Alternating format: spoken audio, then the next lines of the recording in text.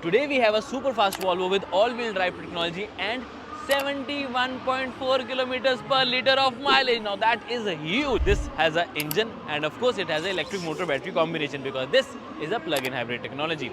Now you have LED headlamp setup, ADAS radar, 360-degree camera, stylish looks, a 5 meters long car with stylish alloy wheels as well.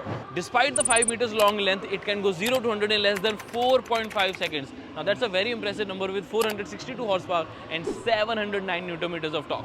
It has an electric tailgate with 461 liters of massive boot space. Looks nice, huh? It gives a very sports and a premium vehicle from the behind, especially when with this all-wheel drive badging. As soon as you enter the vehicle, you feel the premiums of Volvo. You're getting electric ventilated seats for the front row. The 9-inch touchscreen feels a little outdated. However, the cluster seems very nice because it's huge. Clarity is amazing and it's bright as well.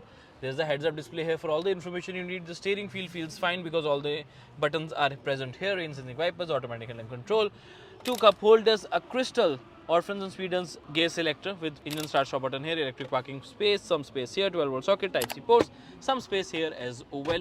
Wooden finishing with 25 speaker system and an auto dimming IRVM, and of course you get an electric sunroof too.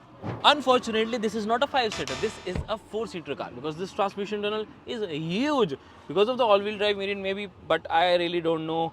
This is a big bummer here, and actually this is a big bummer, I would say. So features wise, you're getting an armrest, a hidden cup holder, some rear AC vents here with sunshade, wooden finishing, multiple speaker system, headroom seems fine, there's a dedicated light here and a grab handle too.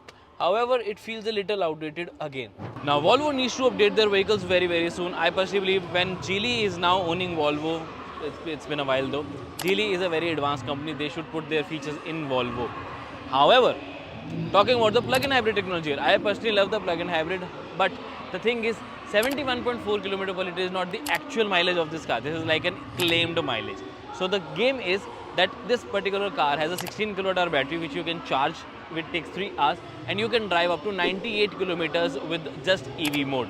Now if you're driving probably 40 kilometers a day, you're going to drive this car for 2 days and no petrol will be used, and you can easily charge it on the 3rd day. This is how a plug-in hybrid works. If you want to go for the long range, you can just fuel it up, charge the battery and just go. So this is how it all works. What is your opinion on this particular vehicle? Do let us know by commenting below. This needs to update, I feel. But do follow us because the next video is about the Volvo's fastest car.